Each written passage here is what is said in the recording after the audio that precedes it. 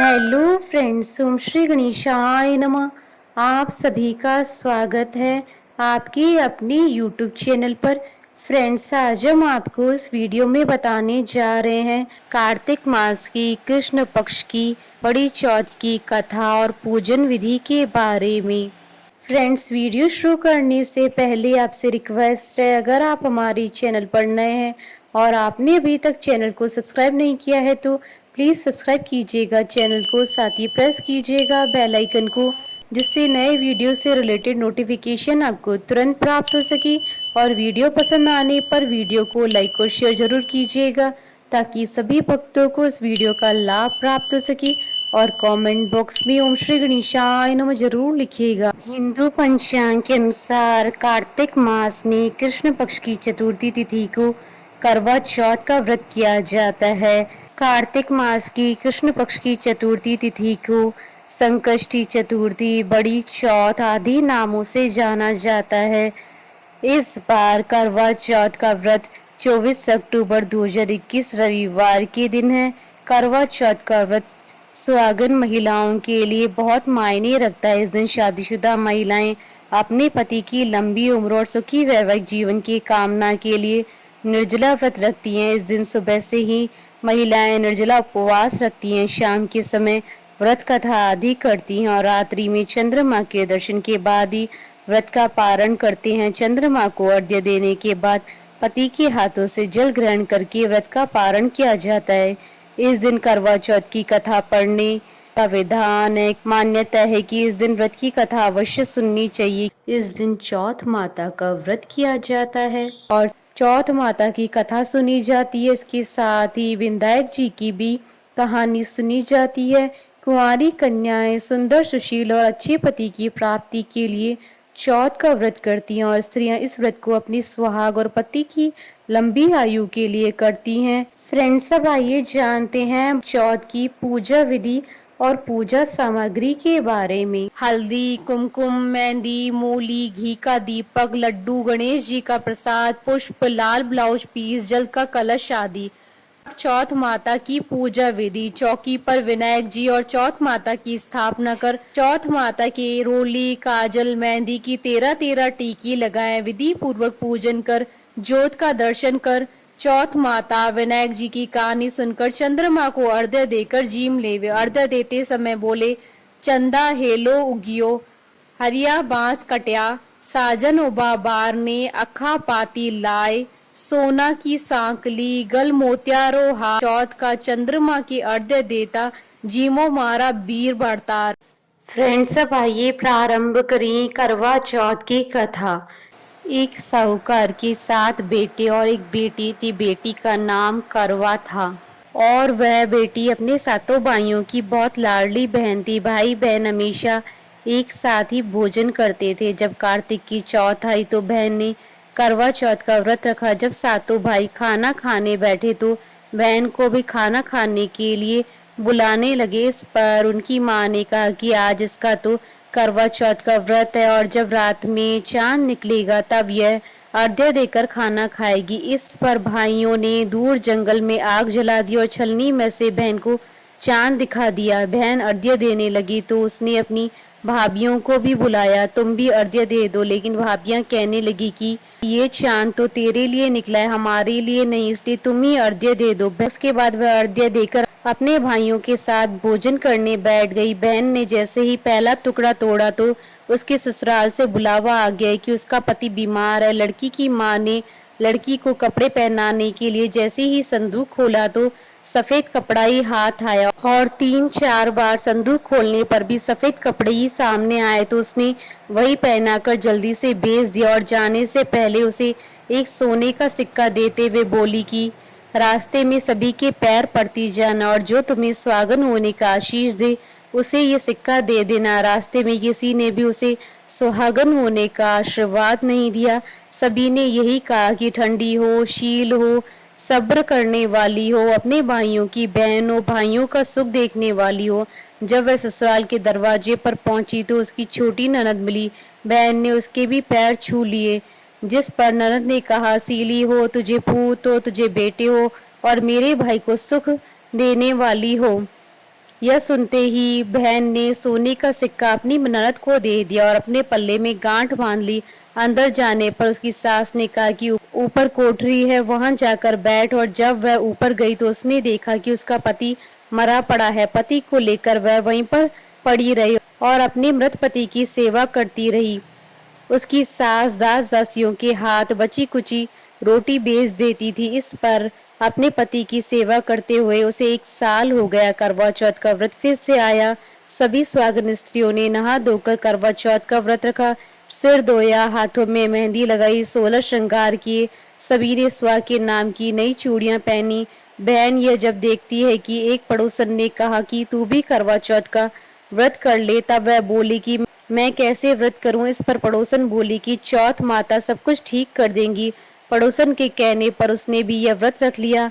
कुछ देर में करवे बेचने वाली आई और आवाज लगाने लगी कि करवा ले लो भाइयों की प्यारी, करवा ले लो, दिन में चांद उगाने वाली, करवा ले लो, ज्यादा भूख की मारी, करवा ले लो। बहू ने आवाज लगाई कि ए करवे वाली, मुझे भी करवा दे दो। इस पर वह बोली कि मेरी दूसरी बहन आएगी, वह तुझे करवा देगी। दूसरी बहन आई तो वह आवाज लगाने लगी, करवा ले लो भाइयों की प्यारी, करवा ले लो, दिन में चांद उगवाने वाली, करवा ले लो, ज्यादा भूख की मारी, करवा ले लो। बहू ने आवाज लगाई कि ए करवे वाली, मुझे भी करवा दे जा। इस पर वह बोली कि मेरी दूसरी बहन आएगी, वह तुझे करवा देगी। इस तरह से 5 बहनें आई। सभी ने यही कहा कि मेरी बहन करवा देगी। अब छठी बहन ने करवों के लिए आवाज लगाई तो उसने कहा कि हमारी 7वीं बहन आएगी, तुम उससे करवा लेना। तुम उसके रास्ते में कांटे बिखेर देना, उसके पैर में कांटा चुभ जाएगा, जिससे वह बहुत चिल्लाएगी तो तुम सुई लेकर उसका पैर पकड़कर जबरदस्ती कांटा निकाल देना। जब वह तुम्हें आशीर्वाद देने लगे तो तुम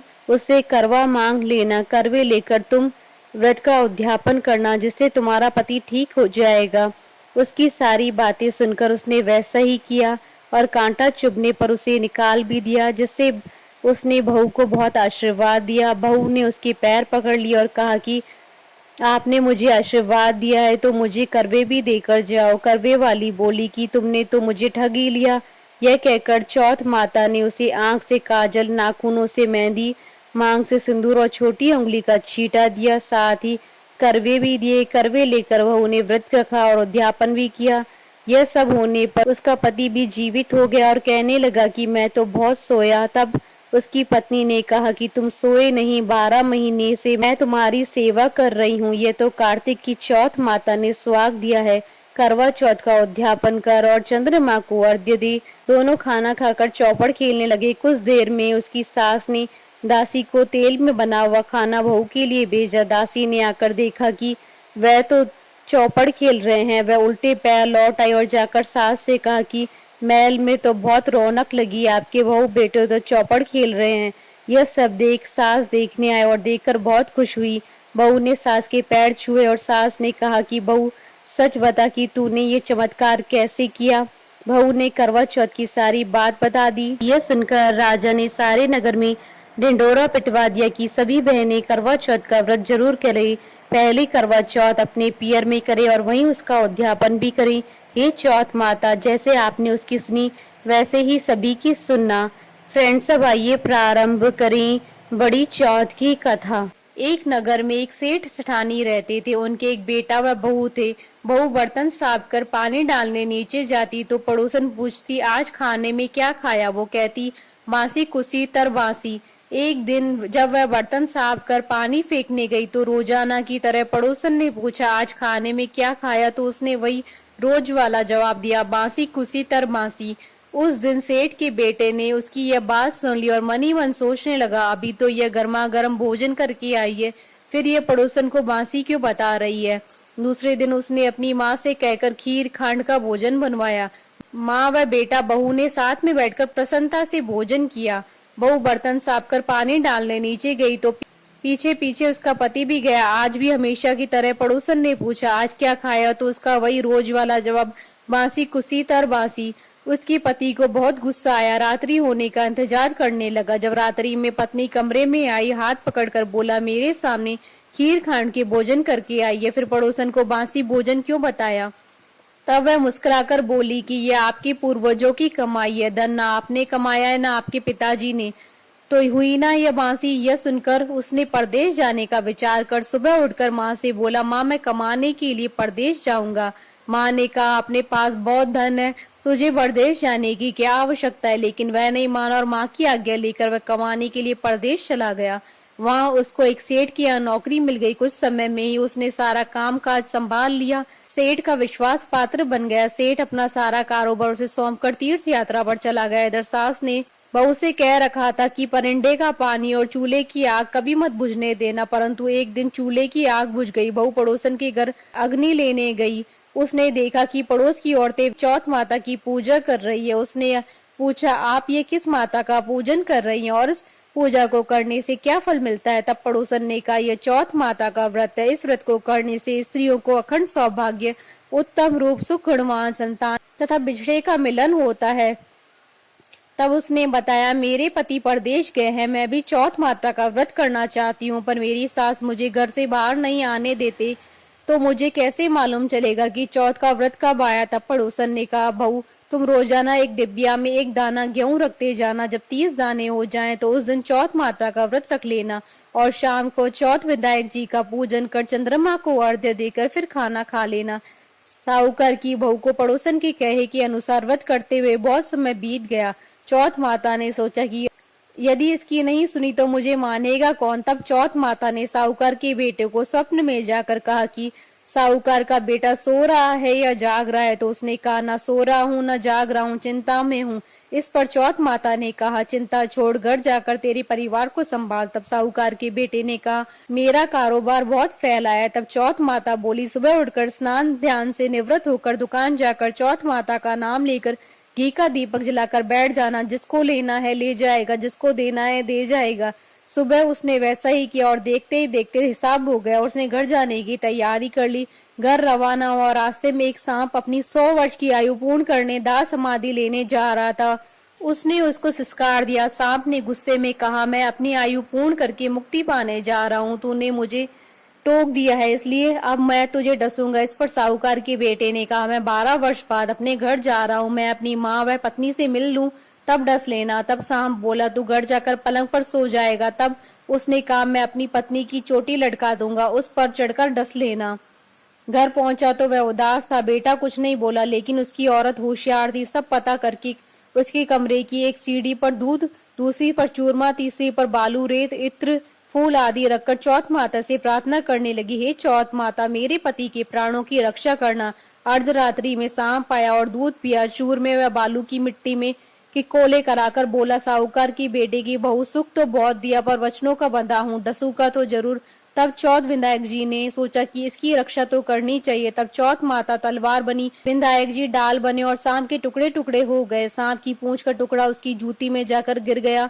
सांप ने सोचा, डसूंगा तो जरूर। तब उसकी पत्नी रोज चींटियों को आटा डालती थी। तब सब चींटियों ने मिलकर उसकी पूंछ को खोखला कर दिया। साहूकार के बेटे को नींद नहीं आ रही थी। वह अपनी पत्नी के साथ चौपट पासा खेलने लगे।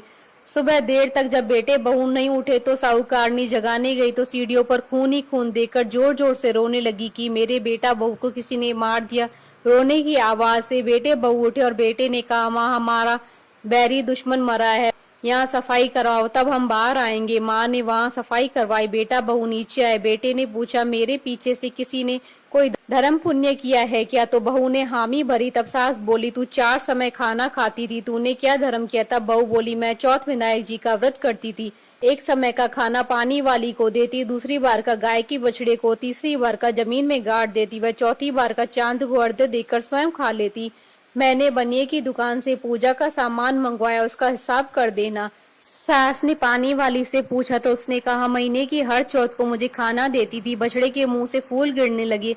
जमीन में खोदा तो सोने के चक्र मिले। बनिए से पूछा तो उसने अपना हिसाब बताया। फिर बहू ने कहा, अब चौथ का उद्यापन करना है। सास बहू ने चौथ माता का उद्यापन धूमधाम से किया और सारी नगरी में कहलवा दिया कि सब कोई चौथ माता का व्रत करना, साल की 13 चौथ करना, 13 नहीं तो 4 करना, 4 नहीं तो 2 चौथ माता की व्रत तो अवश्य ही करना चाहिए। हे चौथ माता, उस पर प्रसन्न हुई वैसी सब पर प्रसन्न होना और सबकी मनोकामनाएं पूर्ण करना और अमर स्वाग देना। बोलिए चौथ माता की जय। बोलिए गणेश जी महाराज की जय। हमारे साथ इस वीडियो में अंत तक बने रहने के लिए आपका धन्यवाद। ओम श्री गणेशाय नमः।